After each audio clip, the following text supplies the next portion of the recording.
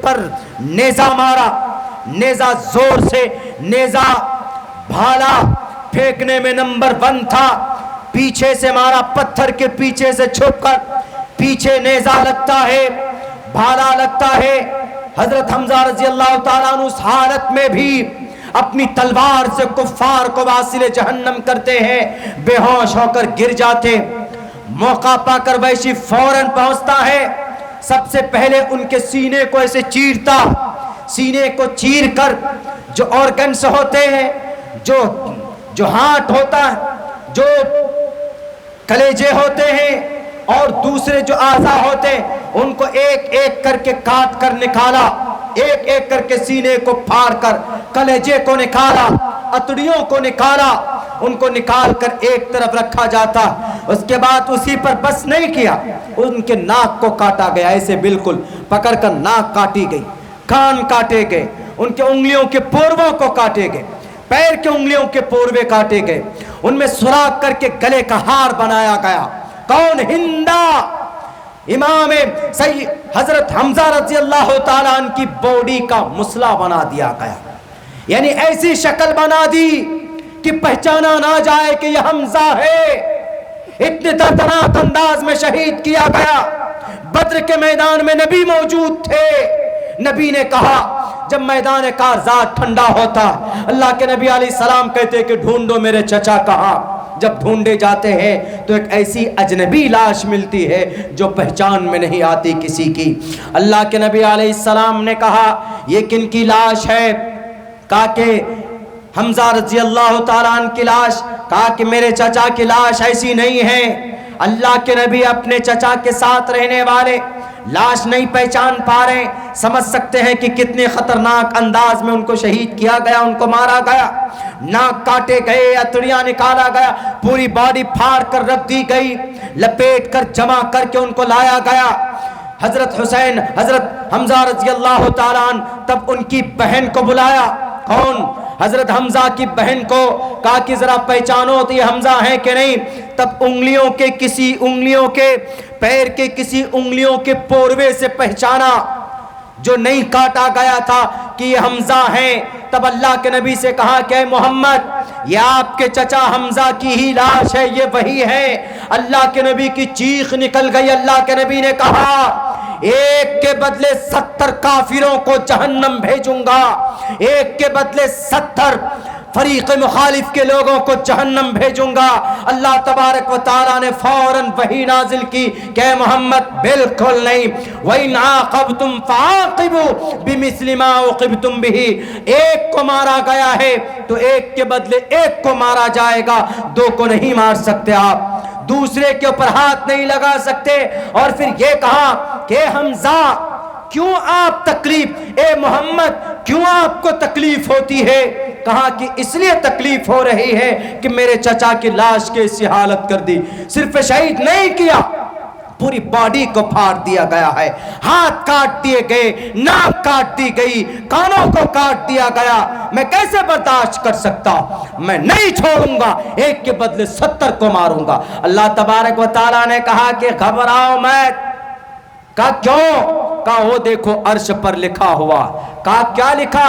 کہا عرش پر لکھا ہوا سید الشہداء، حضرت آدم سے لے کر قیامت تک، to the day of judgement, from the beginning to the end the world, قیامت تک جتنے بھی لوگ شہید ہوں گے، عمر فاروق شہید ہو، شہیدوں کا سردار نہیں بن سکتے، عثمان شہید ہوئے، شہیدوں کا سردار نہیں بن سکتے، امام حسین شہید ہوئے لیکن شہیدوں کا سردار نہیں بن سکتے۔ شہیدوں کا سردار اگر کوئی ہے تو اے محمد دیکھو آپ کا چچا سید الشہداء الحمزہ، قیامت تک جتنے بھی لوگ شہید ہوں گے ان تمام میں اگر پہلا نمبر کسی کا ہوگا تو حضرت حمزہ رضی اللہ تعالیٰ عنہ کا ہوگا۔ اگر غم منایا جاتا تو احد کے دن جو حمزہ رضی اللہ تعالیٰ عنہ شہید ہوئے، کیوں؟ ان سے خطرناک شہادت آج تک کسی کی نہیں ہوئی، کسی کی بھی نہیں۔ حضرت حسین کی تو گردن کاٹی گئی تھی، گردن کاٹ کر تشت میں وہ نیزے پر لٹکا کر تب یزید بن معاویہ کے دربار میں عبید اللہ بن زیاد لے کر گئے تھے۔ لیکن یہاں تو حضرت حمزہ کی باڈی کی لاش کا مسلح بنا دیا گیا تھا، مسلح جس کو بولتے ہیں جس کی باڈی پہچاننے کی صورت میں نہ ہو۔ اور بھی شہادت ہوئی، کس لیے ہوئی ان کی شہادت؟ صرف اس لیے ان کی شہادت ہوئی کہ ہم رہیں یا نہ رہیں، اسلام زندہ رہنا چاہیے، اسلام کی پہچان اپنی آن بان شان کے ساتھ رہنا چاہیے۔ بہت سے لوگ بدنام کرنے کی بہت ساری سازشیں رچتے ہیں، گالیاں دیتے ہیں، توہین آمیز کلمات بولتے ہیں، وہ اپنی جگہ پر، لیکن میرے نوجوان ساتھیوں، میری آواز جہاں تک پہنچ رہی ہے، جن ساتھیوں تک پہنچ رہی، میری تقریر ریکارڈ بھی ہو رہی۔ ابھی ہم لوگوں نے ایک ابھیان بھی چلایا تھا، ہم نے زیادہ کوشش کی تھی کہ ہم اپنی بات، ہماری بات، علماء کی بات دوسروں تک پہنچائے۔ اس محرم کے مہینے سے، اس محرم کے مہینے میں 2 کام کرنا، ایک روزہ رکھنا 10 تاریخ 9 یا 10 یا 11 کو، اور دوسرا کام یہ کرنا ہے کہ اپنے گھر کے اندر اچھا کھانا بنانا۔ اور دونوں اگر کوئی نہ رکھنا چاہے، کوئی تکلیف ہے، کوئی دقت میں، کوئی پریشانی میں روزہ نہیں رکھ سکتا تو زبردستی بھی نہیں، لیکن یہ کام کرنا چاہیے۔ یہ کام ہم کریں گے نہیں۔ ہمارے نوجوان تو باہر سے آتے ہیں، پردیس سے آ کر کے چندہ جمع کرتے ہیں، کیا ڈی جے لگانا ہے جی، یہ خرافات، وہ خرافات، خرافات سے اسلام بدنام ہوتا۔ ہمارے یہاں کچھ علاقوں کے اندر جنگی نکالی جاتی، جنگی۔ میں نہیں کہتا کہ آپ تلوار مت نکالیے، فرسا مت نکالیے، ڈنڈے بازی مت کیجیے، بلکہ آپ وہ ایک ہنر کی چیز، اگر کوئی تلوار جیسے سیکھ لو۔ ابھی ہم ایک پروگرام میں امروہہ، یہ امرتسر گئے تھے پچھلے مہینے کی 24 تاریخ میں، تو ہم کو امرتسر سے لے کر جہاں پروگرام تھا، شاید موگا ڈسٹرکٹ، وہاں تک جو لے کر گیا، ایک گاڑی کا جو ڈرائیور تھے وہ ایک ہمارے سکھ بھائی تھے، ان کے پاس 2 تلوار تھی، ایک بڑی والی تلوار میرے سیٹ کے قریب میں، اور ایک کرپان چھری کمر۔ کیوں؟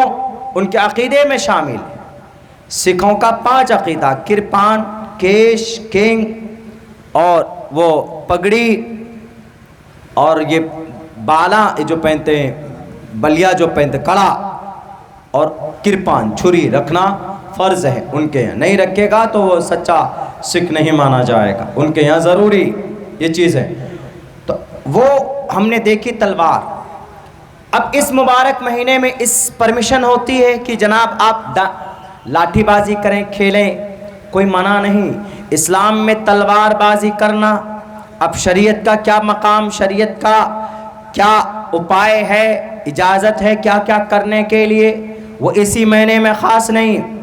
آپ اگر تلوار آپ کے گھر میں ہے، اپنی پروٹیکشن کے لیے، اپنے دیش کی پروٹیکشن کے لیے، اپنے ملک کی حفاظت کے لیے آپ تلوار باز ہیں، ہنر ہے آپ کے اندر، تلوار بازی کرتے ہیں، تو آپ کو شریعت بھی منع نہیں کرتی، آپ کو بھارت کا سنویدھان بھی منع نہیں کرتا، کسی کو مارنے، کسی کو ہتیا کرنے کے لیے نہیں، بلکہ اپنے ملک کی رکشا کے لیے، اپنی جان کی رکشا کرنے کے لیے، اگر آپ سیلف ڈیفینس کے لیے آپ تلوار رکھتے ہیں یا لاٹھی بازی۔ اللہ کے نبی کے زمانے میں تلوار بازی ہوتی تھی، گھڑ دور بھی ہوتا تھا، تیر بازی ہوتی تھی، نشانے بازی، ڈنڈے بازی ہوتی تھی، کہ دیکھتے ہیں کہ ڈنڈا چلانے میں کون نمبر 1، تلوار بازی میں کون نمبر 1۔ اللہ کے نبی کے زمانے میں ہوتا تھا، عید کے دن خصوصاً، عید کے دن عید کی نماز پڑھ کر آئے، جو بھی خوشی تھی منائی، ظہر کی نماز کے بعد تقریباً آدھے پہر دن کے بعد صحابہ کرام کرتویہ دکھاتے تھے، ڈنڈے بازی۔ دیکھتے ہیں کہ لاٹھی چلانا سب سے بیٹر کون جانتا، تلوار چلانا کون جانتا۔ تو اماں عائشہ فرماتی ہے کہ میں یہاں اللہ کے نبی کے یہاں پر کندھے پر ایسے سر رکھ کر، ایسے سر رکھ کر پیچھے سے میں دیکھتی تھی کہ کون بہتر لاٹھی بازی کرتا۔ تو پتہ یہ چلا کہ لاٹھی بازی سیکھنا، کرنا، تلوار بازی سیکھنا، سکھانا، یہ غیر قانونی بھی نہیں ہے اور غیر شرعی کام بھی نہیں کر سکتے، لیکن اس کے لیے کوئی متعین ہونا کہ نہیں جناب محرم میں ہی کریں گے، وہ ضروری نہیں۔ ہاں یہ کہ محرم میں ایک بہانہ مل جاتا ہے تو پھر ایک کام کیجئے، ڈی جے مت بنائیے، ڈھول مت لیجئے، شراب مت پیجئے۔ آپ کو کرنا ہے تو گاؤں سماج کے جو عمر دراز لوگ ہیں، جو تلوار اور لاٹھی بازی جانتے، ان کی نگرانی میں ایک ٹیم گٹھت کیجئے، نوجوانوں کو لے کر ایک میدان میں جائیے، چلو سیکھو، بتاؤ ذرا، دیکھتے ہیں کہ تم میں سے کن کے بازوؤں میں کتنی طاقت ہے، دیکھتے ہیں کہ کون زیادہ بہتر لاٹھی چلانا جانتا۔ آپ اس نیت سے اگر کریں گے کہ ہم کو ہنر آئے، دیش کی، ملک کی، مذہب کی رکشا کریں گے، تو آپ کا وہ سیکھنا بھی باعث ثواب ہے جناب۔ وہ کام نہیں کریں گے ہمارے نوجوان، لیکن یہ ہے کہ کچھ نوجوان تو بس ابھی راستے میں ہم نے دیکھا کہ گانا چل رہا، چھوٹے بچے لاٹھی گھما رہے، گانے چل رہے، لیڈیز کی آواز میں، یہ میوزک سنگر کے چکر میں چلے جائیں گے گانا۔ ابھی ایک وہ منتر میں نے نکالا، میرے کو پورا یاد نہیں، وہ کرپور کرتارم کیا ہے، وہ پورا مجھے یاد نہیں ہے، کرپور گورم کروناوتارم سنسار سارم بھجگیندر ہارم، یہ مجھے یاد ہو جائے گا کل تک۔ گانا گاتے اور گانا گانے کو فخر سمجھتے ہیں کہ ہمارے اندر کلا ہے، وہ گانا گائی نا، وہ ایک ابھی یہ سب ہمارے ہندو بھائیوں کی ایک پوتر تہوار ان کے عقیدے کے حساب سے جو مانا جاتا ہے، وہ جو دیو گھر پہنچتے ہیں، جھارکھنڈ میں پانی گنگا جل لے کر آتے ہیں، اسی کے شان میں انہی کے لیے ایک گانا ابھی ایک میرٹھ کی کسی لیڈی نے، کسی بہن نے پڑھا، ہر ہر شمبھو، وہ ہر ہر شمبھو والا، ارے آپ لوگ بہت جانتے ہوں، بہت زیادہ اس میں واویلا ہوا، اور یہ کہا گیا ان کے طرف سے، میڈیا والوں کے طرف سے، کہ اب کوئی بیٹی آگے بڑھنا چاہتی ہے تو اس بیٹی کو آگے کیوں نہیں بڑھنے دیا جا رہا، اس کے ٹیلنٹ کو کیوں نہیں نکلنے دیا جا رہا۔ ایک بات سن لیجئے، اسلام میں بھجن کیا، گانا کیا، اس کی کیا اہمیت ہے۔ اللہ کے قرآن کو پڑھیے، بھجن پڑھنا، گانا، صرف یہ نہیں بلکہ گانا سننا سنانا، میوزک کے ساتھ پڑھنا پڑھانا اسلام میں جائز نہیں۔ اور ہم مسلمان اللہ تبارک و تعالیٰ کی شریعت، قرآن و شریعت پر ایمان اور آستھا رکھتے، اور ہمارا عقیدہ ہے، قرآن کا فرمان ہے، اگر کوئی مسلمان اس دنیا میں وَمِنَ النَّاسِ مَن يَشْتَرِي لَهْوَ الْحَدِيثِ لِيُضِلَّ عَن سَبِيلِ اللَّهِ بغیر علم وَيَتَّخِذَهَا هُزُوًا أُولَٰئِكَ لَهُمْ عَذَابٌ مُّهِینٌ۔ تم میں سے اگر کوئی انسان خریدتا لہو و لعب یعنی بیکار کی چیز کو، کھلونوں کو خریدتا، کوئی موبائل خرید کر گانا سنتا، کوئی ایف ایم خرید کر گانا سنتا، کوئی جناب ایف ایم لگا دیتا اپنی گاڑیوں میں گانا سننے کے لیے، وَمِنَ النَّاسِ مَن يَشْتَرِي لَهْوَ الْحَدِيثِ میں آتا، یا کوئی سنگر ہے، گانا گاتی ہے، گانا ریکارڈ کرتی ہے، اور پھر وہ لوگوں کے سامنے پرستت کرتے اپنے یوٹیوب چینل پر، وہ سب کے سب اس میں شامل۔ اسلام میں گانا بجانا، گانا سننا، گانا بنانا، بھجن پڑھنا، بھجن گانا میوزک کے ساتھ، صرف وہ اس بیٹی کے لیے نہیں، اسلام میں کوئی بھی گائے، بیٹی گائے کہ بیٹا گائے، بیٹا پڑھے یا بیٹا پڑھوائے کسی سے بھی، اسلام میں یہ جائز نہیں ہے، اس کی پرمیشن نہیں۔ رہی بات یہ ہمیں اس بیٹی سے ہمدردی، اگر اس کے ساتھ زندگی میں اس کے شوہر نے غداری کی یا اس کے شوہر نے وفا نہیں کیا، تو ہم کہیں گے قوم کے دانشور لوگوں کو کہ ان کے معاملے کو حل کیجئے، ان کے معاملے کے ساتھ، ان کی زندگی کے ساتھ آپ لوگ کھڑے ہوئیے۔ کہیں نہ کہیں ہمارے لوگوں کی بھی قصور ہے، ان کو انصاف نہیں ملا تو غلط راستے پر جا کر کھڑی ہوئی یوٹیوب چینل بنا کر انہوں نے کرپور گورم کروناوتارم سنسار سارم بھجگیندر ہارم اور ہر ہر شمبھو اور دیو شیو جی کے تعلق سے انہوں نے اس طرح کے بھجن گا کر وہ کاوڑیوں کے لیے انہوں نے سمرپت کیا۔ بڑا واویلا مچا کہ جناب ہنر کو کیوں روکا جاتا؟ وہ بچی بھی بولتی ہے کہ کلا کا کوئی دھرم نہیں ہوتا، لیکن کلا پڑھنے والوں کا دھرم ہوتا ہے۔ محترمہ ہماری بہن، آپ کو پتہ ہونا چاہیے، آپ کو اس لیے ٹارگٹ نہیں کیا جا رہا ہے کہ آپ نے یہ پڑھا ہے کرپور گورم کروناوتارم سنسار سارم بھجگیندر ہارم، اخیر میں پورا پڑھا ہے انہوں نے، اس کی وجہ سے آپ ٹارگیٹڈ نہیں ہیں، آپ ٹارگیٹڈ ہیں۔ آپ کی آواز پردہ تھی، آپ نے اپنی آواز باہر لائی، اور پھر باہر لائے آپ نے گانے کی شکل دی، میوزک کے ساتھ آپ کی آواز کو مکس کیا، آپ نے یوٹیوب میں ڈالا، جبکہ عورت کی آواز پردہ ہوتی۔ اللہ کے نبی علیہ السلام کو وصیت تاکیداً اپنے اہلیہ کے بارے میں کہی گئی، ان کی بیویوں کو کہی گئی کہ آپ کسی غیر محرم کے سامنے اپنی آواز کو بلند مت کیجیے، اپنی باتوں میں لچک پیدا مت کیجیے۔ آپ تو محترمہ، آپ کچھ بھی کریں، آپ آزاد، you are a freedom, you are free, you have and some کچھ ہے بھارت کے سمویدھان کے اعتبار سے آپ آزاد ہیں، آپ کو فنڈامنٹل رائٹ ملا ہوا ہے۔ لیکن اسلام کے نظریے سے دیکھیں گے تو آپ کو یہ منتر، یہ بھجن نہیں، بلکہ آپ کی آواز میں آپ نعت بھی پڑھ کر یوٹیوب میں اپلوڈ نہیں کر سکتے۔ یہ میں نہیں کہہ رہا ہوں، یہ شریعت کہتی۔ سماج کی کوئی بھی بیٹی ہو، گانا سنانا بالکل جائز نہیں۔ اللہ کے نبی علیہ السلام فرماتے ہیں کہ اگر کوئی جوان لڑکا ایئر فون لگا کر گانا سنتا،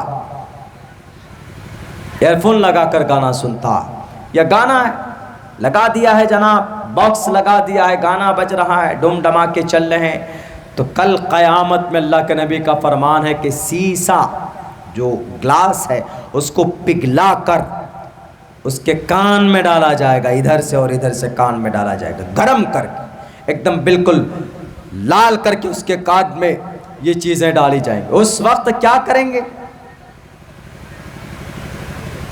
جواب دو، تم نے پڑھا ہے، کیا مطلب ہے اس کا؟ کرپور گورم مطلب جانتے ہو محترمہ؟ یا وہ تمہارے ساتھ جو برادر راہل بھائی پوچھو کہ اس بھجن کا مطلب کیا؟ کرپور گورم کرپور گورم کروناوتارم۔ آج ہی میں نے اس کے اوپر تحقیق کی، دیکھا ہے، مجھے پورا یاد نہیں ہوا ہے، سنسکرت میں ہے یہ کرپور گورم کروناوتارم، دیکھ لیجئے۔ انہوں نے پڑھا مطلب کیا؟ کرپور گورم، یہ شیو جی، ہندو بھائیوں کے 3 بڑے خدا، شیو اور برہما اور وشنو، تو شیو جی کے لیے کرپور گورم، گورم مطلب گورا، کرپور مطلب کپور ہوتا ہے جو بچوں کو کھلاتے ہیں، جو سفید ہوتا ہے، کرپور گورم، کپور کے طرح سفید، کروناوتارم، کرونا، دیا، رحم و کرم، کروناوتارم، کرونا اوتارم ہے، کرونا، دیا اور رحم کے اوتار کون؟ شیو جی کے لیے، بھولے شنکر کے لیے بولا گیا۔ کروناوتارم، سنسار سارم، اس سنسار کے جو، اس پورے سنسار کے، پوری دنیا کے جو مول ہیں، مرتیہ لوک کے جو دیو ہیں، سنسار سارم۔ آگے کہا گیا بھجگیندر ہارم، بھجگیندر اس سانپ کو کہا گیا جو ان کے گلے میں، وہ گول گول جو گلے میں سانپ ہے، اس سانپ کو بھجگیندر بولا جاتا۔ بھجگیندر وہ ناگ ہے، مہادیو ناگ، سرپ جاپ بھی بولا جاتا ہے پرانوں کی لینگویج میں۔ تو اس سانپ کو جو گلے میں ہے شیو جی کے، بھجگیندر ہارم، ہار بنایا ہوا ہے جن کے گلے میں بھجگیندر کا یعنی سانپ کا، یہ وہ سانپ ہے، کہا جاتا ہے پرانوں کے اعتبار سے ان کے فن میں یہ پوری سرشٹی بسی ہوئی ہے، یہ پوری دنیا بسی ہوئی۔ اخیر میں اس منتر کے اخیر میں کہا گیا نمو نمہ، شیو جی اور پاروتی کو دل سے ہم نمن کرتے ہیں۔ یہ جملہ اکارڈنگ ٹو دا اسلامک شریعہ غلط ہے۔ اسلام میں نمن نہیں، اسلام میں سجدہ نہیں، اسلام میں عبادت غیر اللہ کی نہیں، اسلام میں جھکنا کسی کے لیے جائز نہیں، صرف اللہ کے لیے جھک سکتے۔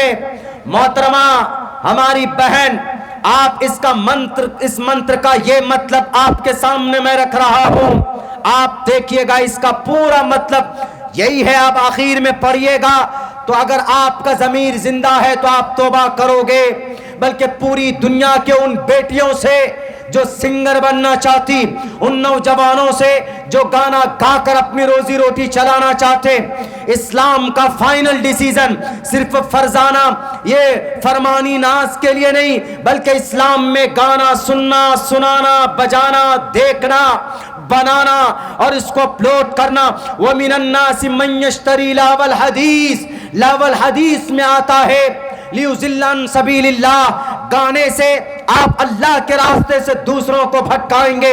جب کوئی جوان گانا سنے گا تو اذان کی آواز آئے گی تو وہ نماز پڑھنے کے لیے نہیں جائے گا، اذان کی آواز کانوں میں پہنچتی ہے تو دوبارہ ریپیٹ ہونی چاہیے اذان کے کلمات، لیکن جب کانوں میں لیڈ ہو گئی، جب کانوں میں اذان، جب گانے کی آواز آئے گی تو پھر وہ آدمی اذان کی آواز کو دوبارہ کیسے ریپیٹ کرے گا؟ تو لیُضِلَّ عن سبیل اللہ ہو جاتا ہے۔ گانے سنتے سنتے سنتے نماز کا وقت نکل جائے گا، اچھے کام کا وقت نکل جائے گا، بغیر علم وَيَتَّخِذَهَا هُزُوًا، بنا کسی تعلیم کے، بنا کسی انفارمیشن کے آپ مذاق بنا لیتے ہیں۔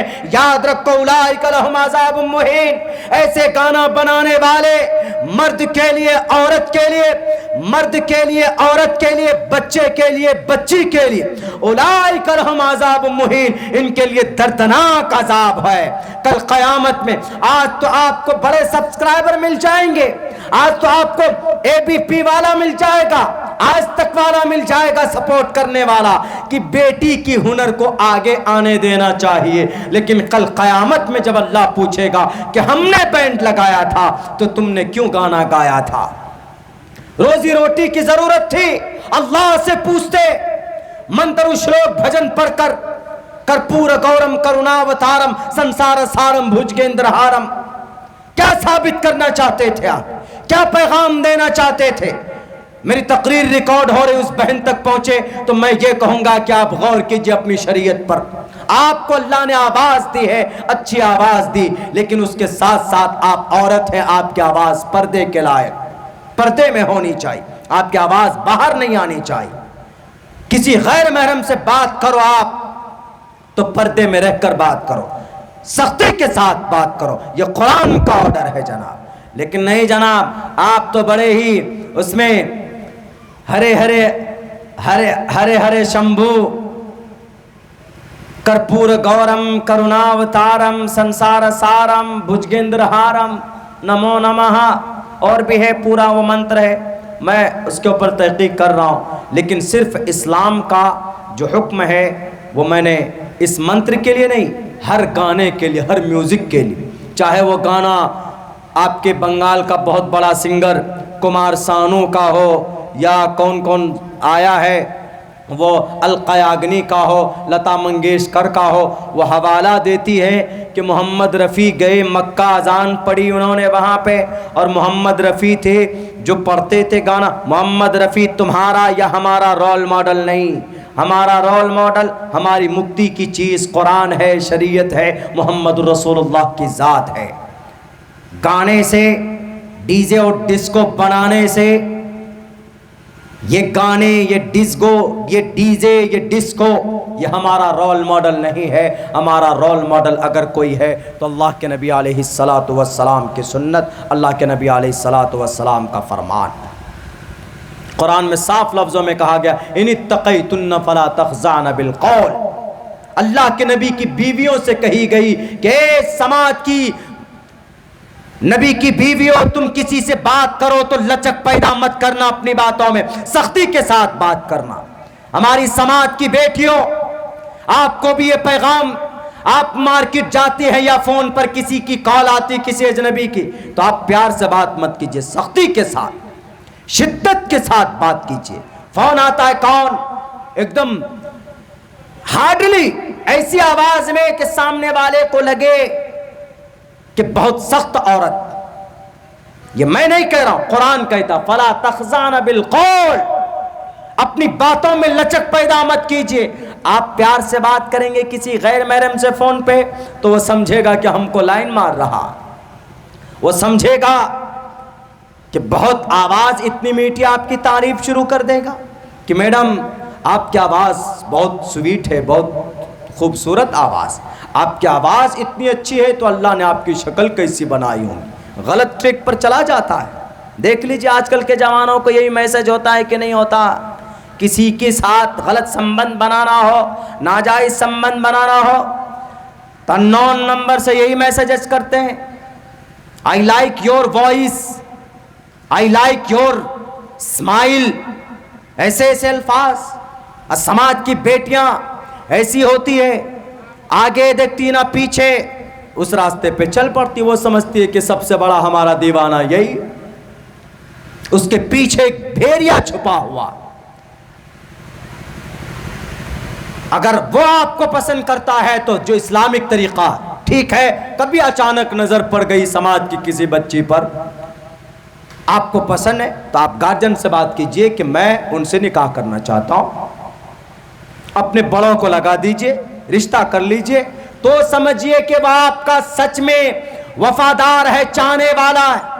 لیکن فون پہ جو میسج جاتے وہ I like you, I miss you, your voice is sweet, اس طرح کے، تو سمجھ جائیے وہ سویٹ نہیں ہے، وہ جنگ کا اعلان ہے آپ کے لیے، آپ کے عزت و آبرو کو لوٹنے کی وہ ایک سازش ہے نوجوانوں کی طرف سے۔ ہماری سماج کی بیٹیوں، جب بات کی گئی فلا تخضعن بالقول، اپنی باتوں میں لچک پیدا مت کرو۔ اسی لیے کہا گیا نا ہمارے ہندو بھائیوں کی بڑی معتبر اور اوتھینٹک کتاب میں کہ عورتیں، بیویاں جو ہوتی ہے وہ ایک نازک، ایک کومل ہوتی ہیں، اللہ تبارک و تعالیٰ نے ان کو نازک اور کومل بنایا، وہ خوبصورتی کی چیز ہے، وہ گھر کی چیز ہے، اسی لیے ان کو گھر پہ رکھا جاتا ہے۔ اس لیے اللہ نے کہا کہ فلا ولا وقرن فی بیوتکن، عورتوں کو اپنے گھر پہ ہونی چاہیے۔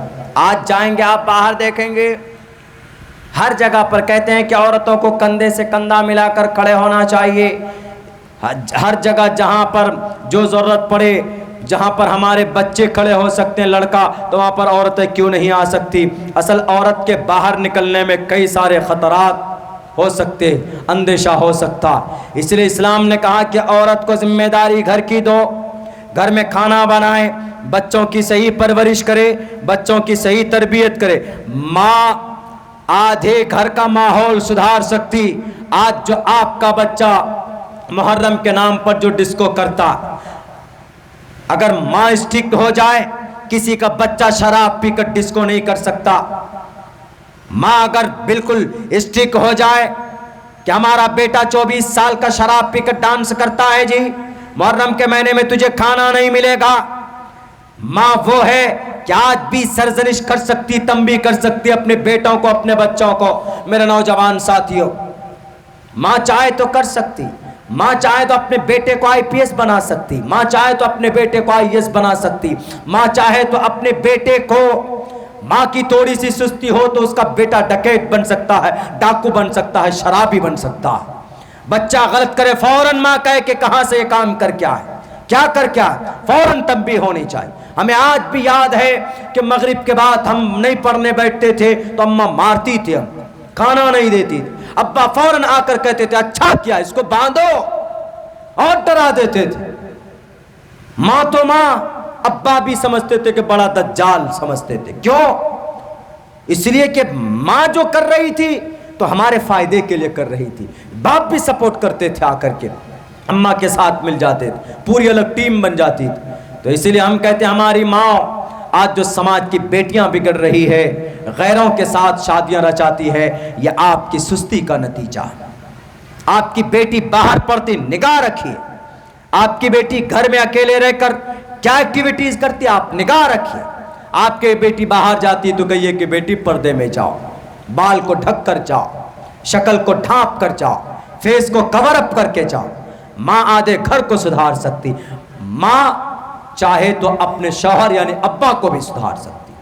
شراب پی کر باپ آ جائے، کھانا مت دو، کھانا بند، جہاں سے شراب پی کر آئے وہیں پر جا کر ڈنر کر کے آؤ، اصلاح کے لیے کر سکتی۔ قریب آنے نہ دیں. نہیں, آپ کا ہمارا سمبند نہیں ہوگا. آپ شراب پی کر آئے, اور شراب پی کر کوئی آدمی فوراً کسی برتن کو منہ لگاتا ہے تو وہ برتن ناپاک ہو جاتا ہے. اس کو یہ ساری چیزیں سمجھائے اور بتائے تو انشاءاللہ تبارک و تعالی گھر کا آدھا ماحول سدھر سکتا ہے. تو میرے بھائیوں, تو یہ ہمارے ہاتھ میں ہے. ہم چاہیں ہماری ماؤں کے ہاتھ میں ہے, ہمارے گارجن طبقے کے ہاتھ میں. ہم چاہیں تو اپنے بچوں کو اچھا بنا سکتے, اپنے ایک سوسائٹی کو اچھا بنا سکتے. ہم چاہیں تو اس کو بگاڑ بھی سکتے.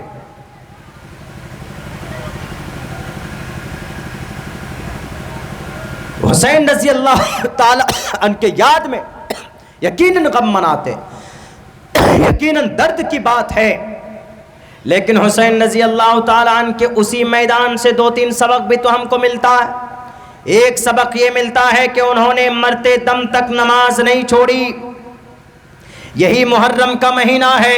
حضرت عمر فاروق رضی اللہ تعالی عنہ کو اس کمبخت نے وہ جو چھری مارا تھا آپ کے, لیکن تب بھی آپ نے 1-2 آپ نے نماز نہیں توڑی, سہارے سے نماز مکمل کیے آپ نے. آج ہمارے جوان نماز پڑھتے ہیں.